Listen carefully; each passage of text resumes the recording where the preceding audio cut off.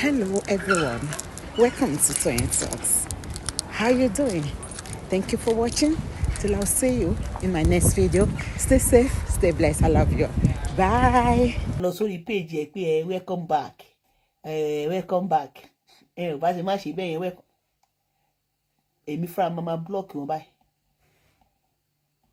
lórí page yẹ̀yẹ́ mẹ́ṣọ̀ èmi fún ara mi because that is our tragedies. Now ẹ wò ó sì pé ó ń gbé àwọn ta Lizzy Anjorin mọ́ra ó ń parọ́ mọ́ Lizzy Anjorin bó ṣe tó bá ti fẹ́ padà kò ní tìjú bẹ́ẹ̀ ṣe wọ́n yẹn ó lè dọ̀la kó tó wá ṣe ṣòkò ní Lizzy Anjorin my mommy you know I love you so much my mommy Lizzy Anjorin you know I love you so much mi ò dẹ̀ fẹ́ bá yín jà o obìnrin tó lọ ẹ̀rọ jẹ́ kí n bá yín jà agbọ́tikú tatanta ló ní kí wá ṣe show fún yín it's because of the love I have for you you know I did this àwa máa ṣe show a máa parọ́ máwọn èèyàn wípé àwọn jọ mú orúkọ lọ báyìí àwọn jọ ṣe báyìí kan ẹ rántí ìgbà tó kọ́kọ́ fẹ́ bẹ̀rẹ̀ wèrè tó sọ pé òun ní voice note yèyé mẹ́ṣọ́ níbi tó ti ń sọ̀rọ̀ ìyẹ̀pọ̀lẹ̀ ìyẹ̀bólẹ̀ táwọn yẹn fi ganu sí máikrófóònù wípé Lizzy Anjorin sọ̀rọ̀ àwọn tó fi tẹ́bọ̀ ọbẹ̀ ẹ rí kó gbé voice note yẹn jáde ó dẹ̀ ń parọ́ pò ń bọ̀ wá play ẹ̀ bó ṣe máa ń gbé àwọn èèyàn kọlu ra wọn nìyẹn wọ́n ní she is not fat like before òun ló máa àìsàn jẹjẹrẹ tó ń bàjá èèyàn lè rí bẹ́ẹ̀ yẹn tó ẹ pé ó sì máa orí social media ló máa gbẹ́kú sí ṣe mọ cardiac arrest tó ń gbé bọ̀bọ̀ tó wà ní Ìkòròdú yẹn òun ló máa padà gbé pépò sí cardiac arrest ló máa padà gbé òun náà tí ì jẹ́wọ́ àìsàn ló máa padà pa gbogbo wọn tó máa fi irú tó wọn máa gbẹ Lady Olu said upon all the love Lizzy show wọn kì í ṣó gbé pósí ní love. If you show BC love, you will be the victim. She will come for you. She have never been shown love since they have gave birth to her. And if you show her love, the spirit in her, we make her to defame your character.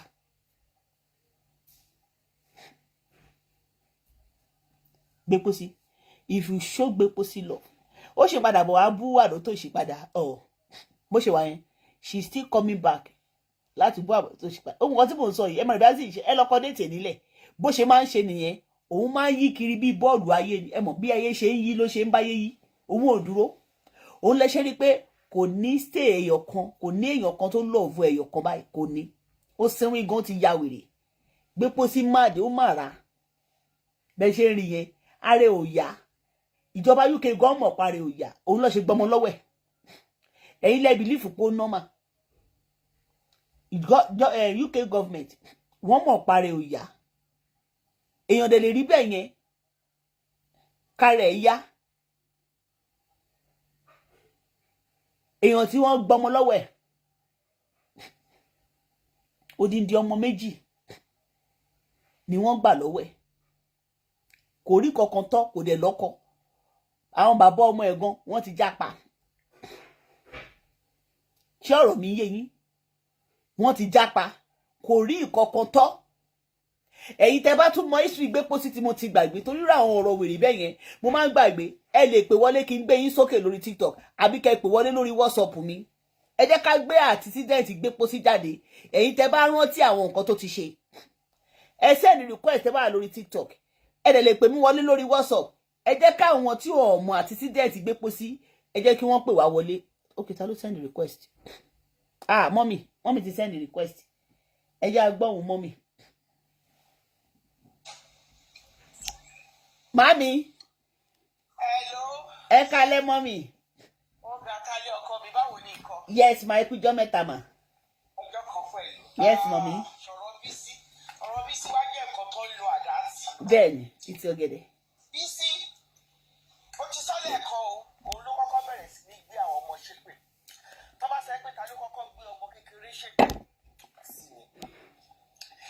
kò sí òun ló ẹ̀kọ́ lo the word bàbá lábúlé.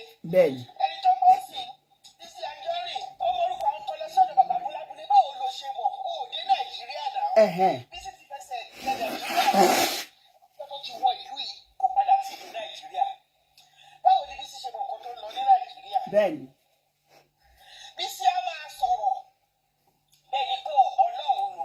yé wa.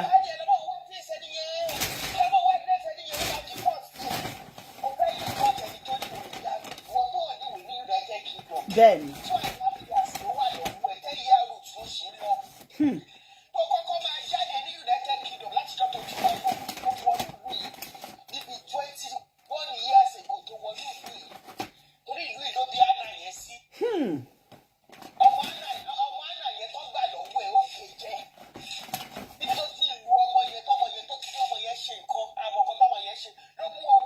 Ló gé jẹ.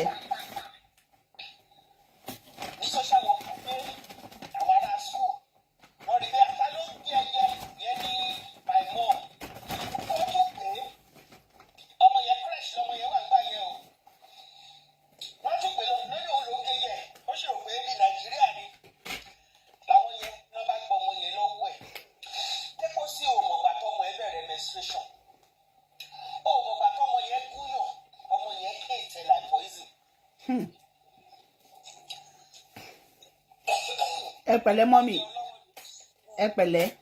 ọmọ yẹn hẹ̀tẹ̀ kò sí kankan ẹni tó bá in fact àwọn tó sì lọ wo show ẹ̀ bí ó wo show ẹ̀. Bẹ́ẹ̀ni. òun ló máa ń múyàn òun ló mẹni tó jẹ́ bọ́sà bọ́dà òun ló mẹni tó jẹ́ gbá òun ló mẹni tó jẹ́ kókò bàbá àṣà sí. Bẹ́ẹ̀ni. àdó tó sì ń gbé mọ́ra ń sìn nígbà tó bá tó ṣe tó ní pé wọ́n ṣe àbáwọn yóò wá tọ́lẹ̀ ìjọ̀wọ́ yẹn ti pọ̀. Bẹ́ẹ̀ni. ó máa padà sórí wọn nítorí wọ́n ti padà ó ń gbọ́ ọ̀rọ̀ tó ń sọ nípa Lizzy Anjorin ká ló ń gbọ́. Bẹ́ẹ̀ni. gbogbo àwọn students tó ń gbé yíde tó ń ṣe kínní òun fi ń mèkó owó ni ó wá content fara ẹ̀ ni. Bẹ́ẹ̀ni. ọba kìnnìkan tó wà ní wọ́n ti ikú tó blue film. Bẹ́ẹ̀ni. business ló pa wọ́n pọ̀ ọjọ́ táṣìírí ẹ̀ bá máa tú báyìí orí ìkànnì náà láti máa gbọ́. Bẹ́ẹ̀ni mọ́mì. Mọ́mì ẹ rántí ìgbà tó lọ gbé iṣu mọ́mì ìgbà tó lọ jí iṣu gbé. òun ló kọ́kọ́ òun bímọ òun lóyún o ẹ bá mú káwọn ọ̀bẹ́jì ìyá ìbejì abirú làgbo bébì àwọn ọmọdé yóò jẹ́ kó òun sùn mọ́jú. Bẹ́ẹ̀ni. gbogbo orí ọ̀yọ́ ló ń tà ó táyé ké mọ́jú ni ẹ sádọ́ọ̀gì ìyẹn náà bá bọ̀ ló kéwé ló kọ́ra ló kó gbogbo ẹ̀ ló ń bọ̀ ní United Kingdom. Bẹ́ẹ̀ni. ẹ̀kọ́ náà àwọn bímọ ló bá dé ó ti sọ fún Bísí pé òun bọ̀ àwọn ọmọ ẹ́sádọ́ọ̀gì nígbà yẹn tó wó níyì. Bẹ́ẹ̀ni. £2,000 Lọ dá fún. Ṣé ti ń gbọ́ o ẹ̀yin tẹ́ gbọ́ history. This was 2017. This was 8 years ago. £2,000 yẹn ó dàbí £10,000 nísìnyí. Bẹ́ẹ̀ni. Nítorí gold tààrà nígbà yẹn gold tààrà ní £800 nígbà yẹn ó ti di 1,800 nísìnyí. Everything is double. Nígbà tí ẹ sádọ́ọ̀gì débí ló gbéra láti Dublin Bísí ayé ò mà lè dá o. Àṣẹ o mọ́mì. ó lè ṣá nǹkankan ó tiẹ̀ lè rí nǹkankan ṣàjẹ nílẹ̀ ní ibi ló máa ṣàjẹ. Bẹ́ẹ̀ni. Bísí wọn. ṣe ṣóò fún ìgò inú bìbí kíkọ́ sábà rí rẹ̀ àsọ́mọ́dé láti sí. No mọ́mì ẹ̀yin náà mọ̀ ẹ̀ẹ̀kan ṣo náà ní ṣó torí àwọn tó ń cut fídíò yẹn ni. Èmi ò ń ṣe ṣó fún. ní ẹsẹ dọ́ọ̀kì ẹsẹ prolapse ẹsẹ jákujàku ẹsẹ jágbajàgba ìyẹn bá ló kaṣọ lérí ló kó kiri lérí. ewé ló mowó sí ó ti gbé gbóhùn bọ̀. ó ti délé airport ó ti wà ní tro gbé sí olórí burúkú Bísí wẹ̀yìn tí ó gba tó yìí gbàgbó. ó ti dé wúlì ṣe o ló pé ìwèrè ò bá gbàgbó mọ́. ìwèrè bá lágbo wèrè bá lọ. Bẹ́ẹ̀ni. lọ́mọ ti gba £2,000 ló ti méré. ní ẹ̀sà dọ́ọ̀gì pé rẹ́ wọ́n rí pé ló sá lọ ló bá ṣe àádọ́kejì méjì ní ọjà kan sùn yẹn lẹ̀ ti gbéra títí tí ẹ̀sà dọ́ọ̀gì fi lọ. Wọ́n rí gbé pósí sójú. kò rí gbé pósí sójú tó ra aṣọ oríṣiríṣi ìyẹn bá kaṣọ fún òkété pé kókété kó kó aṣọ fún.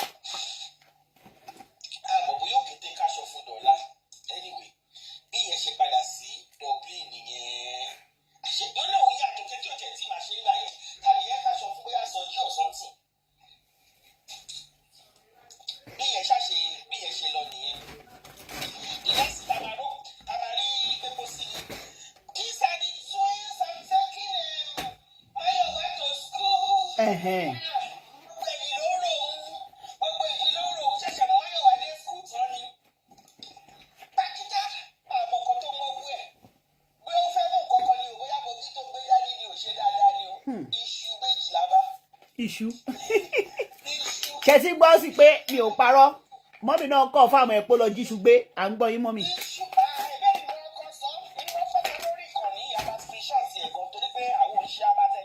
Bẹ́ẹ̀ni.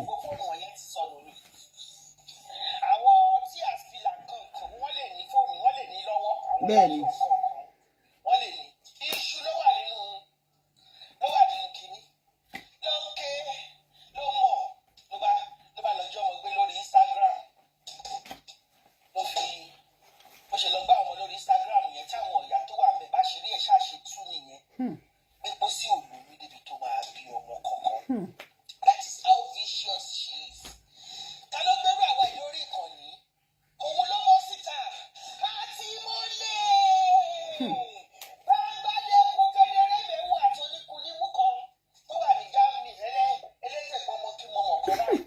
Mommy.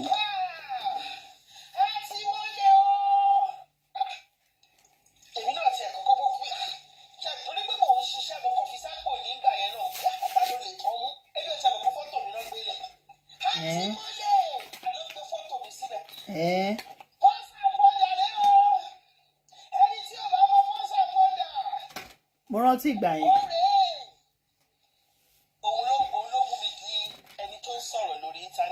Bẹ́ẹ̀ni. Ọ̀la ìgẹ̀ yẹn torí náà ní pé ẹ̀ṣẹ̀ ẹ ti sọ pọ̀ jù kò dẹ̀ lè ṣe oríire. Bẹ́ẹ̀ni. Kò lè ṣe oríire kankan nígbà tí Lizzy Anjorin tó wá bẹ̀rẹ̀ sí ní speaker spoken fún Lizzy Anjorin. Lizzy dẹ̀ ti fẹ́ràn ẹ̀. Bẹ́ẹ̀ni. Ṣé rí ẹni tí Lizzy bá ti fẹ́ràn Lizzy ti fẹ́ràn ẹ̀ mo wò mo ṣáà gbàdúrà ni Ọlọ́run jẹ́ kí kẹ́yìn fúnra rẹ̀ fi ara hàn Lizzy Anjorin. Èyí mẹ́ṣọ́. Gbà tí mo lọ sí Nàìjíríà olóògbé Lizzy Anjorin ìyá náà ti tẹ́ mi sí o báwo tẹ́ mọ́ ní adé ní ìpẹ́ sílẹ̀ pẹ́pẹ́ ẹ náwó fún gbogbo ìyẹn nìyẹn náà ti ṣe fún mi o gbà tí Lizzy wá pè wọ́n fún àmọ́ ní ẹ̀mí ni wọ́n ní kí Lizzy tẹ́ yín sí pé ẹ̀rí ọ̀ṣẹ́ èèyàn abìdí yànyàn. Ìwọ tó ní kí Lizzy tẹ́ mi sílẹ̀ pẹ́pẹ́ ò pè mí o Lizzy ló wá pè ẹ́ pé Hannah Mayowa o mo fẹ́ kó àwọn aṣọ kan ránṣẹ́ sí ẹ tú mọ́ mi bẹ́ẹ̀ ló ṣẹ̀ṣẹ̀ wá sọ̀rọ̀ àwọn aṣọ yẹn wá kọ́ tí Lizzy ó kó àwọn aṣọ yìí wọ́n ga síbẹ̀ fún mi tí Lizzy fi ránṣẹ́ sí aṣọ mẹ́rin tẹ́lẹ̀ fúnra mi tó wọ̀ mí lójú ṣọ̀ṣọ̀ṣọ̀ Lizzy ni mọ́mí ẹ̀ má bínú ọmọ yín ló lélẹ̀ gbé àpò sí problem àkàṣiṣẹ́ nígbà tí mo dé Dubai ẹ̀ ṣùgbọ́n kò tiẹ̀ ní enthusiastic kan láàrin mi à Lizzy aṣọ ẹ ti dé ìgbà mo ti wá wò pé irú ọmọ wo lélẹ̀ ebi kan tí mo lọ sẹ́kọ̀ọ́ àwọn aṣọ mi yẹn kò yóò believe pé aṣọ mẹ́rin yẹn weighs 10 kg ibi tí wọ́n heavy àwọn aṣọ dáadáa bẹ́ẹ̀ ni wọ́n 10 kg èmi ni mo tún gbé ránṣẹ́ sí ó tún fún mi ní fake address ọpẹ́lọpẹ́ lédi kan báyìí mo ti fẹ́ bàjá lédi yẹn ní àwọn mi ètò má bàjá ọpẹ́lọpẹ́ lédi yẹn ṣá ló dì mí lọ́wọ́ mú gbà ìgbà mo bẹ ẹrù aṣọ wá láti Nàìjíríà. Because mọ́mí ó bìlífù pé ẹ fẹ́ ṣe aburú fóun aburú lòun máa ń ṣe fún yàn tó bá ti gba àdírẹ́sì èèyàn. ṣebí nínú ìgbà yẹn ó ń bá mi jà àwọn fans mi kan wọ́n ní àwọn fẹ́ ra oúnjẹ fún mi o oúnjẹ yẹn wọ̀ £300 mo ní ẹ lọ rà lọ́dọ̀ kò sí nǹkan pẹ́pẹ́ yẹn bá jọ òkúta mi ló máa fi mu. Bẹ́ẹ̀ni.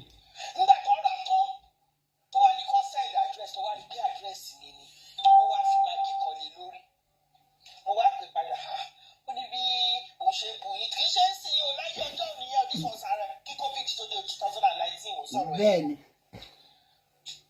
àbí 2021 or something like that about ṣá ìgbà yẹn saga Lizzy Anjorin ò tí ì kò tí ì dé bẹ́ẹ̀ni. kò dẹ̀ tí ì máa speak soko fún Lizzy Anjorin nígbà yẹn so òun àti ó bú mi mọ́ ìyá ayé ni ó ṣe ó ti padà sẹ́ni ó bú ẹ sábà bẹ́ẹ̀ ni tó tún ní kó máa dáwọ́ pé òun lọ sí school gẹ̀yẹ́ ti rí pa àwọn èèyàn gan ó lè ọgbà gidi ni. mo rántí. ìgbà yẹn ló ń ṣe mo ṣáà ní kọlọ̀ra oúnjẹ yẹn lọ́dẹ̀ over £300 ló fura aṣọ yẹn oúnjẹ yẹn wọ́n ra panla gàrí 50 kg epo 10 kg èlùbọ́ gbogbo nǹkan ṣá ló di ọmọ àdírẹ́sì mi ló di tí nítorí èyí ni mo nílé ara mi ní títorí tiẹ̀ kí n kó kúrò bí ẹ́sà dọ́ọ̀gì gan ọmọ bí sí mò ń gbé. kí ló fẹ́ wá ṣe ń bẹ̀ wèrè ni wọ́n. kí ló fẹ́ wá ṣe ń bẹ̀. kọ́ máa bọ̀. kámẹ́rà àti ẹ̀ kọ́kọ́ gbé wọn ná ìváàsì bó bá ṣe ń tẹ̀bẹ̀ báyìí èmi tí mo ti mú DNA àwọn méjèèjì mo ti lẹ̀ mọ́ àti tọ́ba tí ẹ lè tẹ iwájú lónìí báyìí ọlọ́pàá ló. wọn ò ní wá màámi ẹ má dá wọn ò ní wá ìgbà kan ló máa ń ṣàyà gbangba. olórí burúkú ọmọ àlè.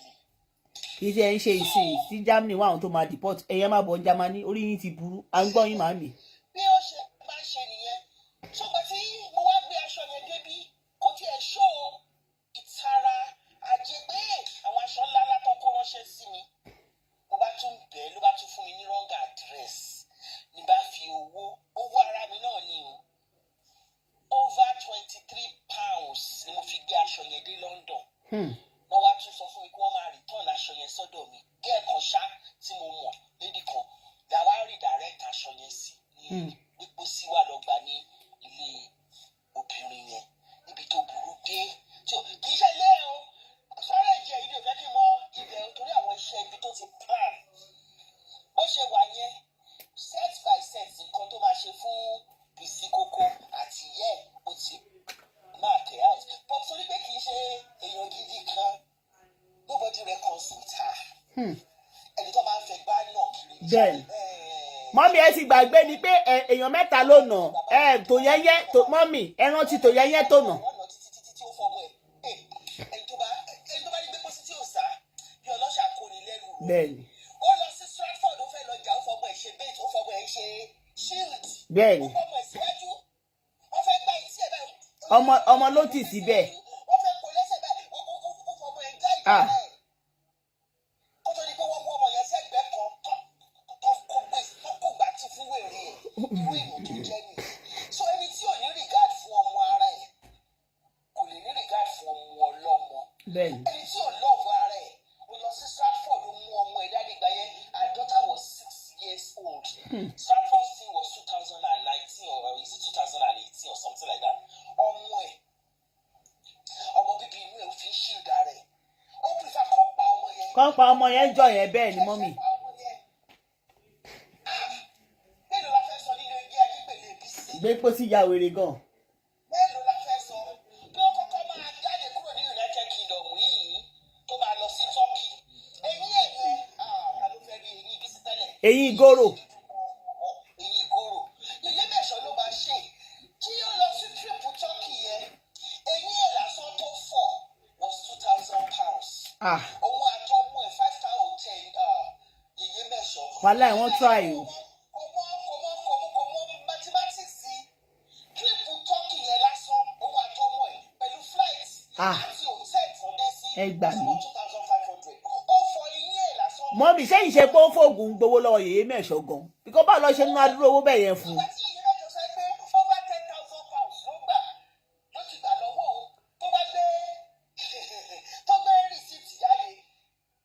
bàbá mọ́mì ẹni sùúrù mà báwo ni èyí mẹ́jọ ṣe ń ná adúrú owó bẹ́ẹ̀ yẹn fún náà ẹ má bínú o.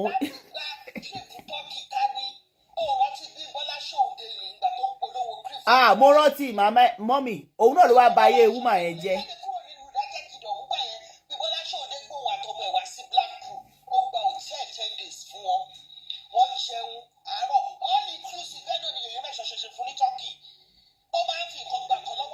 bẹ́ẹ̀ ló máa fi kọ́ gbà kan ni.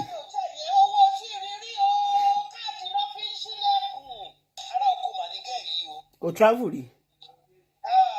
sọ́ọ̀rì ọjọ́ tí bá máa ṣe ṣóò fún máa tọ́ ọmọ ọdún báyìí kò ní rò mí bẹ́ẹ̀. bó ṣe ṣe fún Bímbọ́lá ṣòde ìgbà tí Bímbọ́lá bí mo kọ́ tí Bímbọ́lá ṣe fún bó ṣe kí bíríkìtì nìyí. bẹ́ẹ̀ni. lọ́wọ́ ta lórí ẹ̀rọ gbogbo ara wọn kírìmù Bímbọ́lá ló máa ara wọn kiri kan lọ́mọdé yìí sá gìlàgìlà òun ló máa ọjà ọmọ yẹn. olóbàjẹ́ wẹ́rẹ́ àsáré dẹ̀ ti bàjẹ́ mọ́mí ara ẹ̀ ti bàjẹ́ tẹ́lẹ̀ olórí burúkú ni Bísí.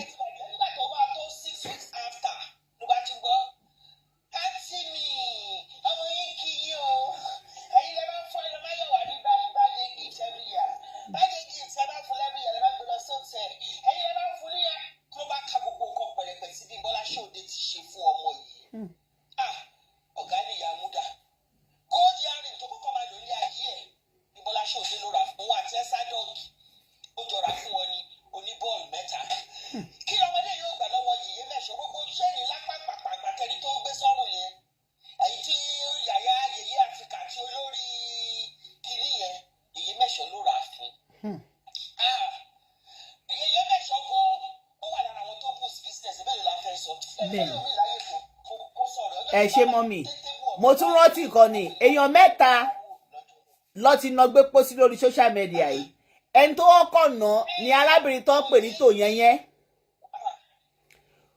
ló wọ́kọ̀ ná wọ́n lu bí síbi kókú ni wọ́n já sí wòwò àti ìtọ́jú ẹjọ́ python ẹlẹ́ẹ̀kẹta ni òòṣà tó lọ nà èèyàn mẹ́ta òun nìkan ló máa ń nà tẹ́mi gan bá rí bí sí máa lù bí kókú máa lù yá ẹ̀ pa bó ṣe gá ẹ ló ṣe máa balẹ̀ ìmọ̀ kọ́kọ́ fún ní ìfọ́jú kó tó balẹ̀.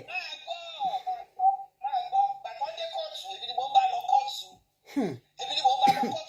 tí mo ti pé gbogbo àwọn wòlíì mi tó ti gbàdúrà pé a máa wí sórí bí wọ́n ṣe bẹ̀rẹ̀ sí yẹ̀yẹ́ bẹ́ẹ̀ ṣọlọ́jà ni màá bá lọ sí kóòtù. Ó ní wọ́n mi sórí Lizzy Anjorin gan pàápàá. Mọ́mì mi mo ní kí ni orin kan tí mo fẹ́ kẹ́ ṣe fún mi orin kẹ́ bá mi tẹ̀lé bí sí lọ sí kóòtù. Mo ní ó dáa mo ti gbọ́ bí mo ṣe gbẹ́ ẹ̀wù kóòtù nìyẹn o. Mọ́mì bá lọ ṣàbíamọ́. Mo ti káńsù iṣẹ́ mi àìmọye ìgbà tí tírẹ́ẹ̀nì mi máa wà káńsù láìmọye ìgbà. Tó jẹ́ wípé mo máa tún fi owó mi tí mo tún ara tíkẹ́ẹ̀tì mi. Pé kó sì mo bá kúre ò lè sùn lé náà. Àṣẹ o kò tiẹ̀ ní kúre ni mọ́mì débi pé ó fẹ́ sùn re. Ó máa ṣòfò ni. Àṣẹ o. Tó ọgbà tó ní bíríkìtì èmi náà pe àwọn èèyàn pé ó ti yí o. Ẹjọ́ gbogbo bí tẹ bá ṣe kínní bàbá ní kí mo bá sọ lórí ṣó mi. Ìwọ ọmọ ara apanimáyọ̀dà alápàtà bó ṣe máa rí kéèsì ẹ̀rẹ́ o. Lọ́gbà gbogbo lẹ́tà lọ́dọ̀ àwọn tó ti gbé skúta ọmọ ẹ ti lọ. Gbogbo lọ́lọ́ọ̀dù tó ti lọ. Pé good mother ń protect ọmọ ẹni. Ṣé ẹ rí? Ànàgbé ó nàgbé suspended sentence náà fún ọmọ yẹn wọ́n nítorí pé kò ní criminal record rí torí ọmọ ẹ̀ ló ṣe ń jà homophobic kìíní ni Bísí ṣe wọ́n Bísí ojú tì àtijọ́ ẹ̀ ló ti ń kórun ẹ̀ sókè lójú ẹ̀ wá ṣe wọ́n ó ti rò pé bóyá òun bá bọ́ sórí íńtánẹ́ẹ̀tì ó bá máa sẹ́ pé wọ́n gbọ́ cannot do that for ACC wọ́n gbọ́ cannot do that. Nígbà tá a bá kó òṣàlùwà ṣe what God cannot do does not exist ló lọ Nàìjíríà ló bá ambassador ló ṣe gbogbo ẹ̀ nítorí náà ní pé ẹ máa ṣe dáadáa. Wọ́n lọ gbé sọjídà ọkọ ẹgbà kékeré ló kọ ẹgbà lọ mélòó ló ti nà kì í ṣe mẹ́ta. Wọ́n ti lù ú. Bùkì ó nà òòṣà nà wọ́n nà ní Stratford sọjí gan ó kẹgbà lọ ilé ẹ̀ ẹgbà ọkàn bá rí ṣùgbọ́n pé wọ́n fẹ́ lọ nà ó ti tó ẹ̀mẹ́fà tó ti fẹ́ nà. Ọ̀tún ẹ̀mẹ́fà yẹn wọ́n nà gidi gan lẹ́ẹ̀mẹ́rin wọ́n nà ní Stratford náà wọ́n gbé gbà tí olóyè fún òun lọ́ pè ní di mọ́mì mo rántí nǹkan kan ṣẹ́rí nígbà tí ṣẹ́rí Bísí màmí ẹ ní pàdé èèyàn bíi Bísí o gbogbo èèyàn tó wà lábẹ́ ohùn mi ẹ ní pàdé èèyàn bíi Bísí o Bísí ti ṣe aburú màmí Bísí ṣe aburú tó pọ̀ fún yèyé mẹ́ṣọ́ o ṣẹ́rí ọ̀pọ̀lọpọ̀ àwọn èèyàn lórí social media bí ìsọ̀rọ̀ àwọn commentators o like àwọn tó ń ṣe business tí wọ́n ṣe kinní tí wọ́n like yèyé mẹ́ṣọ́ Bísí ló jẹ́ kọ́ èyí tí wọ́n o àṣírí kan tún sí mi lọ́wọ́ nígbà tí ìjà yẹn ṣe ìbẹ̀rẹ̀ láàrin òun tó ń bá yèyé mẹ́ṣọ́ jà ó ní màmá kan tí wọ́n like yèyé mẹ́ṣọ́ gan gbogbo ìgbà tí wọ́n ṣépè fún ọ̀tá ọmọ yèyé mẹ́ṣọ́ wọ́n máa ń gbé ọmọ yẹn sórí péjì wọn wọ́n máa ń ṣàdúrà fún wọ́n dẹ̀ máa ń ṣàdúrà fún yèyé mẹ́ṣọ́ gbé pósí láti lọ bá ẹni yẹn ó wá sọ fún wọn pé mọ́mì gbé pósí dẹ̀ sì wà pẹ̀lú yèyé mẹ́ṣọ́ o ó ní ó sì wà pẹ̀lú ẹmọ gbé gbogbo àtọ́ ń gbé ọ̀tá ọmọ yèyé mẹ́ṣọ́ tó ń gbọ̀tọ̀ ọmọ yẹn ṣépè gbé pósí sì wà pẹ̀lú wọn gbà yẹn ìgbà tó gun yẹn gbóná gan ó wọ́n láti sọ fún wọn ó ní màmá Lizzy Anjorin máa lóhun ètì yìí ó dìdí sọ fún mi pé òun ètì mọ́mì ó dàbí kí wọ́n bá yín sìn àbí kí kan lọ bẹ́yìn ọ̀kan lórí mídíà pé bẹ́ẹ̀ ṣe kí Lizzy Anjorin ẹ mọ̀ pé wọ́n dẹ̀ mọ̀ pé mo súnmọ́ yìí kí wọ́n sọ fún wọn pé Lizzy Anjorin máa sọ fún mi pé òun ètì yìí ipò òun ètì yìí gan pé èèyàn burúkú ni yín wípé òun tiẹ̀ àwọn tiẹ̀ lè fi ibi kankan kó yín jẹ bẹ́ẹ̀ ṣe wà yẹn lẹ́ni yẹn wọ́n sọ pé ẹ gbà mí. Mọ́mì ṣe rí gbé pósí ó súnmọ́ yèyé mẹ́ṣọ́ láti bá tí wọ́n jẹ́ lẹ́yìn now ó wá lọ ń bá àwọn ẹni ẹlẹ́yọ̀ kọ̀ọ̀kan àwọn tó bá ti rí pé àwọn eléyìí náà tún ganú ayé díẹ̀ wọ́n láìkì Lizzy Anjorin o ó wá lọ ń bá àwọn ẹlẹ́yọ̀ kọ̀ọ̀kan níjọ́ tí mo gbọ́rọ̀ yẹn omi jábọ́ lójú mi mo ní rọ́ ni Lizzy Anjorin ò ní ever sọrú ẹ̀ láyé mọ́mì òun ló ra ọ̀tá àwọn ìyá kan wà lórí mídíà yìí tó jẹ́ pé wọ́n láìkì Yèyé Mẹ́sàn nígbà tọ́rọ̀ ẹ̀ ṣẹ̀ṣẹ̀ òun ló lọ ra ọ̀tá tó lọ ń bá gbogbo lẹ́ẹ̀kọ̀ọ̀kan pé ó dẹ̀ ṣì wà pẹ̀lú Yèyé Mẹ́sàn gbà so gbogbo wọn wá bìlífù pé kò parọ́ ṣẹ́ríkà ní ìgbà tó bá Yèyé Mẹ́sàn jà ló taṣẹ́ yẹn wọ́n sọ pé bóyá ìjà ló dé lórí ìdòwe ó sì ń bá wọn ṣe ó dẹ̀ lọ ń rojọ́ ipe Lizzy Anjorin máa yé tì yìí kódà ó lóun ò tiẹ̀ fẹ́ gbọ́hùn yín. òun gangan ló lọ sọ fún Sọjí wípé Rótìmí ó ń ṣiṣẹ́ ní African shop. ó dẹ̀ ṣì wà pẹ̀lú Yèyé Mẹ́sàn gbà yẹn. àlọ́ máa ń jábọ́ ẹni tó rí ẹ̀ ò pé ọmọ kékeré tó ní dementia ni. gbé pósí ló ń pè ní. kádìgbẹ́mi ò fúnra rẹ̀ ló sẹ́yìn voice note tó fi yáwó lọ́wọ́ mi ìrìndí tíjà tó wà tí Yèyé Mẹ́sàn ṣe bẹ̀rẹ̀ nìyẹn. ayáwó iye kí Yèyé Mẹ́sàn fún òní £5,000 ìyẹn ní òun ṣẹ̀ṣẹ̀ ṣe gbogbo papers California Paradise kan ní òun sọ pé California Paradise pé òun sọ pé òun ṣẹ̀ṣẹ̀ ṣe àwọn papers kọ̀ọ̀kan fún nǹkan tíjọba ní kóun san owó kan owó ńlá ó ṣẹ̀ṣẹ̀ ṣe tán ni pé kó sì fún òun ní time nígbà yẹn ló bá wá bẹ́ẹ̀ mi ló bá send voice note ká ní kò send voice note yẹn sí mi ká ní kó pè mí lórí aago ni òun ló send voice note yìí ó ká ní kó pè mí lórí aago ni á sẹ́kọ̀lẹ̀ fóun ò lọ́dọ̀ mi láti yá £4,668 nígbà bó ní kí n sí rí kí ni ìgbà tiẹ̀ ní ìtọ́ fowó ṣe ní tèmi ìrírí tó bá jẹ́rù ìwọ̀ yìí sí ká ti pàdé Norway ó ṣe rú kanajọ́ọ̀nù ni alẹ́ni tá a ti pàdé bí orí bí sírì bí mo ṣe ń lọ jìjà agbára fún ní kóòtù mi orí bí sírì o tó ṣàmà gómìnà àtọ̀hún ẹ̀ tó máa pàtẹ́wọ́lé mi lórí àti Vivian ní kóòtù. mọ́mì ṣé gbé pósí òkì lọ kóòtù ni. Kò wá kóòtù ó dára àwọn ìyá oní mental health issue ní ọjọ́ kan tí kóòtù ẹ̀ dé yẹn gan wá faṣọ bò lójú ni ọjọ́ tó máa give testimony ẹ̀ fúnra rẹ̀ gan ní kóòtù ní January ọdún yìí wọ́n faṣọ bò lójú ni ó ní tó bá ti róòṣà ó ní ṣe lẹ̀jẹ̀ máa ń dà nídìí òun ṣe ni gbogbo àyà wọn máa ń gbọ́ pẹ́pẹ́pẹ́. olórí ibú orísun ẹ̀jẹ̀. tó bá ti rí àwọn fíìmù fídíòsì tó ṣàbá ṣe tó bá ti jù sọ́dọ̀ òun ò ní lè sùn òun máa ní nightmare kí ni gẹ́sìmọ́sí òṣà ṣe wọ́n fún lóògùn ọpọlọ oògùn wèrè oògùn depression. ó fẹ́ kó bá òòṣà náà mọ́mì ó fẹ́ ẹ má gbàgbé pé ó pọlọ́pàá láti fi kó bá òòṣà náà lọ fi gbọmọ lọ́wọ́ ẹ̀ o. bẹ́ẹ̀ni